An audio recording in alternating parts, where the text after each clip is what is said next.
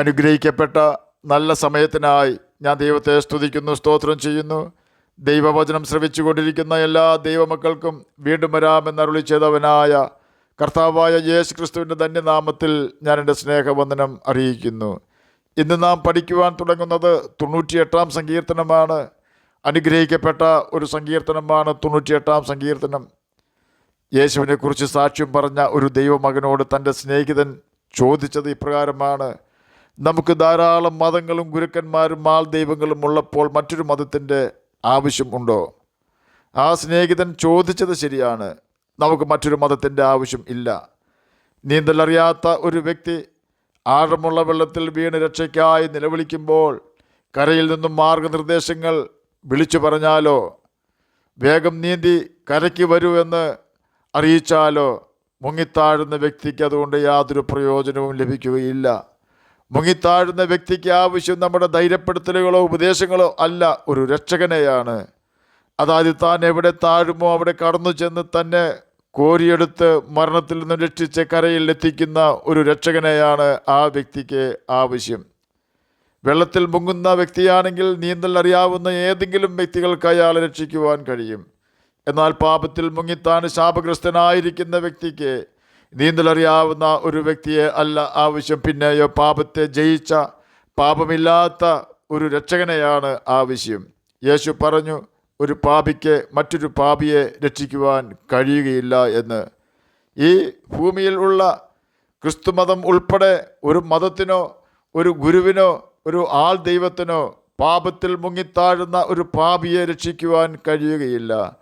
നീന്തലറിയാത്ത ഒരു വ്യക്തി ആഴമുള്ള വെള്ളത്തിൽ മുങ്ങിത്താഴുന്ന നീന്തലറിയാത്ത മറ്റൊരു വ്യക്തിയെ രക്ഷിക്കുവാൻ വെള്ളത്തിലേക്ക് എടുത്തു ചാടിയാൽ രണ്ടുപേരും വെള്ളത്തിൽ താഴ്ന്നു പോകുന്നത് പോലെ പാപമുള്ള ഒരു വ്യക്തി ഒരു പാപിയെ രക്ഷിക്കുവാൻ ശ്രമിച്ചാൽ രണ്ട് പാപികളും ഒരു പാപത്തിൽ താഴ്ന്നു പോകും. അതുകൊണ്ടാണ് ക്രിസ്തു മതത്തിനോ മറ്റേതെങ്കിലും മതത്തിനോ മനുഷ്യ ദൈവങ്ങൾക്കോ ഒരു പാപിയെ രക്ഷിക്കുവാൻ കഴിയുകയില്ല എന്ന് പറയുന്നത്. തന്നെയുമല്ല, ക്രിസ്തു മതം ഉൾപ്പെടെ ഒരു മതവും ഒരു ഗുരുവും ഒരു മനുഷ്യ ദൈവവും പാപത്തിനെതിരെ പ്രസംഗിക്കുകയോ പഠിപ്പിക്കുകയോ ചെയ്യുന്നില്ല. ബൈബിളിലെ ദൈവം വെറുക്കുന്ന കാര്യങ്ങൾ, അഥവാ ബൈബിളിലെ ദൈവം പാപത്തിൻ്റെ പട്ടികയിൽ ഉൾപ്പെടുത്തിയിട്ടുള്ള കാര്യങ്ങൾ എന്താണോ അതാണ് പാപം. ബൈബിൾ പഠിപ്പിക്കുന്നത് പാപം ചെയ്യുന്ന ദേഹി മരിക്കും എന്നാണ്. പാപത്തിൻ്റെ ശമ്പളം മരണമാണെന്ന് ബൈബിൾ പഠിപ്പിക്കുന്നുണ്ട്.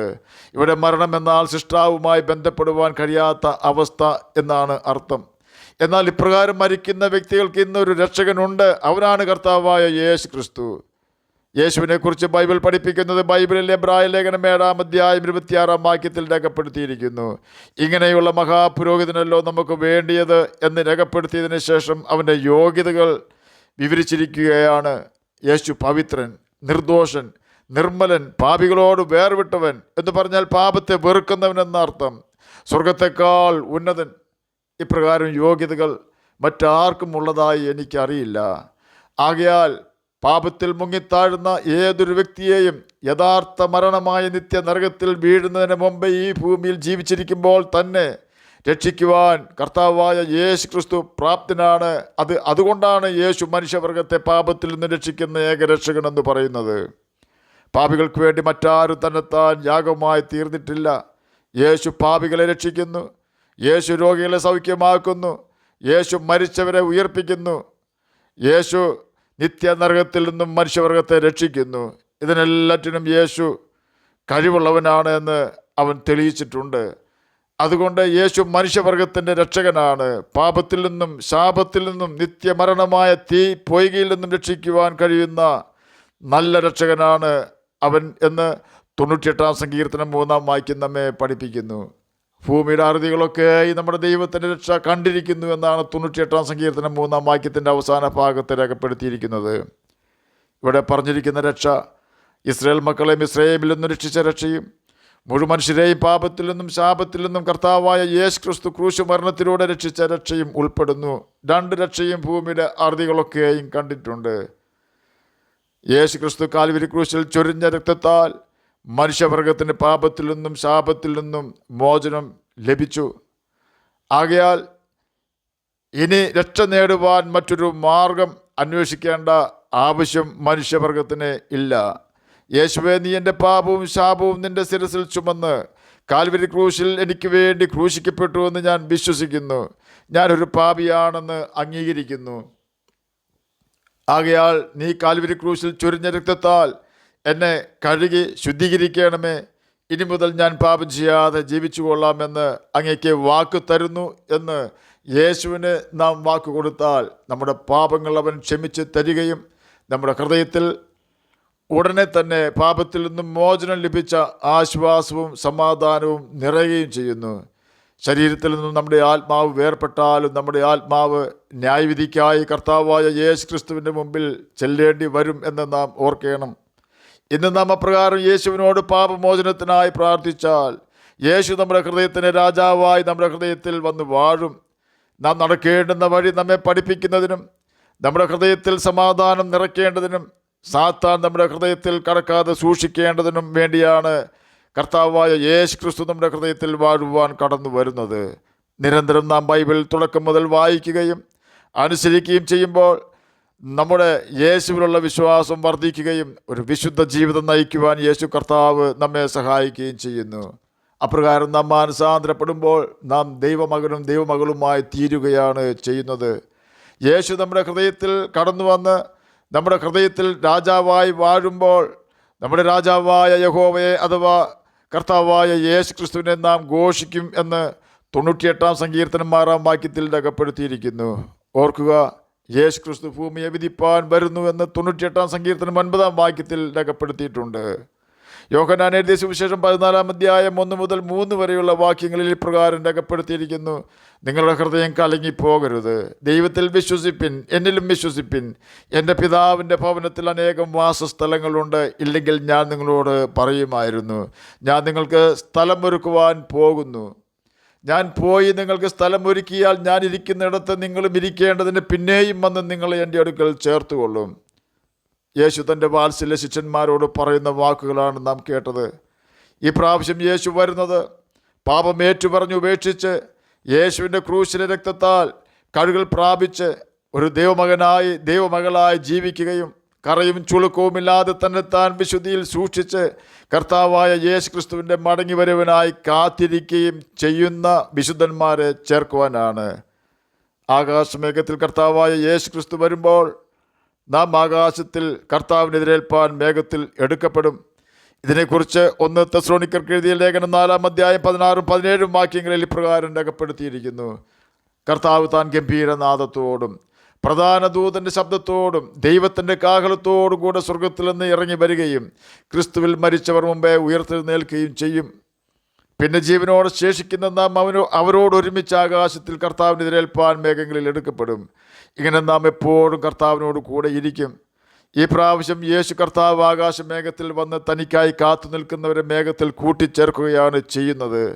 നമ്മിൽ പാപം കണ്ടാൽ നാം മേഘത്തിൽ എടുക്കപ്പെടുകയില്ല എന്ന് ഓർത്തുകൊള്ളണം. യേശുവിൻ്റെ വരവിന് അനേകം അടയാളങ്ങൾ ഭൂമിയിൽ കണ്ടു തുടങ്ങിയിട്ടുണ്ട്. ആ കാലത്തെക്കുറിച്ച് യേശു പഠിപ്പിച്ചത് ആ കാലം നോഹയുടെ കാലം പോലെയും ലോത്തിൻ്റെ കാലം പോലെയും വരും എന്നാണ്. ഈ 2 പേരുടെയും കാലത്ത് ജനം തങ്ങളുടെ വഴി വഷളാക്കിയിരുന്നു. സ്ത്രീയെ വിവാഹം കഴിക്കുന്ന മാർഗവും പുരുഷനെ വിവാഹം കഴിക്കുന്ന മാർഗവുമായിരുന്നു അന്നുണ്ടായിരുന്നത്. ദൈവം വെറുക്കുന്ന പാപമായിരുന്നു ഇത്. ഇപ്പോഴും ദൈവം ആ മാർഗത്തെ വെറുക്കുന്നു. അടുത്ത കാലത്ത് ഇന്ത്യൻ സുപ്രീം കോടതി പോലും സ്ത്രീകളെ വിവാഹം കഴിക്കുന്നതും പുരുഷന്മാരെ വിവാഹം കഴിക്കുന്നതും അംഗീകരിച്ചുകൊണ്ട് അതിനെതിരെ നിലനിന്നിരുന്ന നിയമം ക്യാൻസൽ ചെയ്തു. സുപ്രീം കോടതി അപ്രകാരം വിവാഹം കഴിക്കണമെന്ന് കൽപ്പിക്കുകയല്ല, പിന്നെയോ രഹസ്യത്തിൽ അപ്രകാരം ചെയ്തിരുന്നവരെ അവരുടെ ഇഷ്ടത്തിന് വിട്ടു എന്ന് മാത്രം. അതുപോലെ തന്നെ 18 വയസ്സ് പൂർത്തിയാക്കിയ പെൺകുട്ടികൾക്കും ആൺകുട്ടികൾക്കും സ്ത്രീ പുരുഷന്മാർക്കും അവർ വിവാഹിതരാണെങ്കിലും അല്ലെങ്കിലും ഇഷ്ടമുള്ളവരുമായി എവിടെ വേണമെങ്കിലും ജീവിക്കാമെന്ന് അംഗീകാരം കൊടുത്തു. അതിനെതിരെ ഉണ്ടായിരുന്ന നിയമവും ക്യാൻസൽ ചെയ്തു. ചുരുക്കി പറഞ്ഞാൽ മ്ലേച്ഛതകൾ പ്രവർത്തിക്കുവാൻ ഇന്ന് നിലവിൽ ഒരു മാനുഷ്യ നിയമവും ഇല്ല, എതിരല്ല എന്ന് സാരം. തന്നെയുമല്ല, യൂട്യൂബ് വഴി ആവശ്യം പോലെ പാപം ചെയ്യുവാനുള്ള അവസരം കുട്ടികൾക്ക് പോലും ലഭ്യമായി കൊണ്ടിരിക്കുന്നു. ഓർക്കുക, ദൈവം വെറുക്കുന്ന പാപം ഭൂമിയിൽ നിറഞ്ഞുകൊണ്ടിരിക്കുന്നു.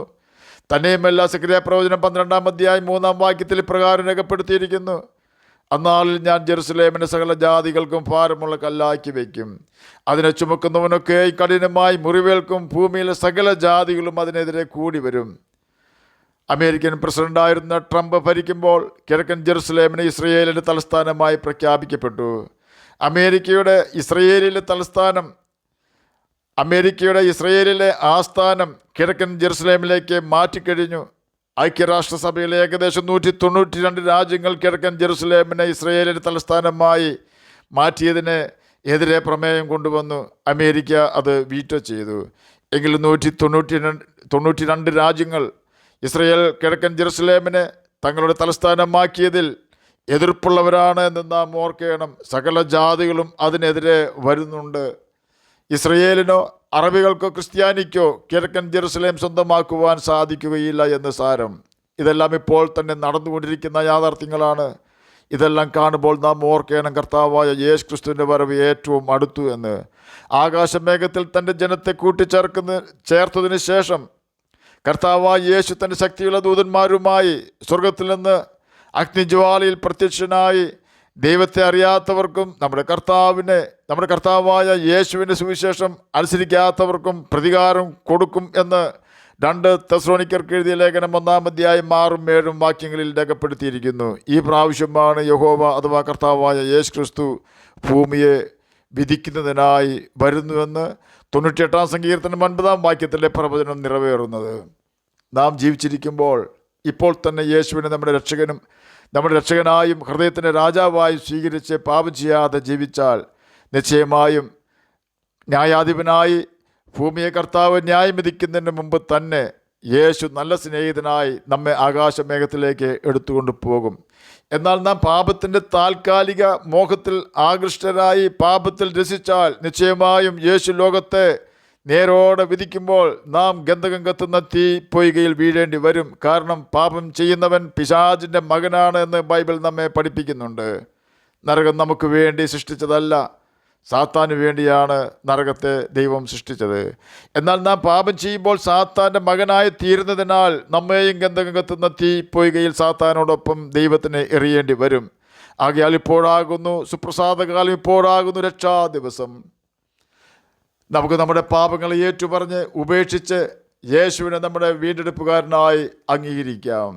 ബൈബിൾ വായിക്കുകയും അനുസരിക്കുകയും ചെയ്തുകൊണ്ട് യേശുവിൻ്റെ പ്രിയമക്കളായി നമുക്ക് ജീവിക്കാം.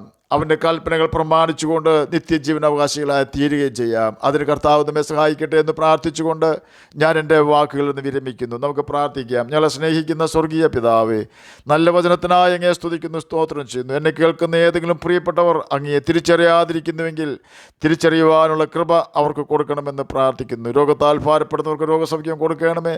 സമാധാനമില്ലാത്തവർക്ക് സമാധാനം കൊടുക്കണമേ. പഠിക്കുന്ന കുഞ്ഞുങ്ങൾക്ക് പഠിക്കുവാനുള്ള ബുദ്ധിയും ജ്ഞാനവും ഓർമ്മശക്തിയും കൊടുക്കണമേ. വാർദ്ധക്യത്തിലായിരിക്കുന്ന പ്രിയപ്പെട്ടവർക്ക് അങ്ങ് ആശ്വാസം കൊടുക്കണമേ. ജഡത്തിൽ കഷ്ടത അനുഭവിക്കുവാനിടവരാതെ സഹായിക്കണമേ. പ്രാർത്ഥന കേട്ടതിനായി സ്തോത്രം. യേശുവിൻ്റെ നാമത്തിൽ തന്നെ ആമേൻ. കർത്താവ് എല്ലാവരെയും അനുഗ്രഹിക്കട്ടെ. സ്തോത്രം.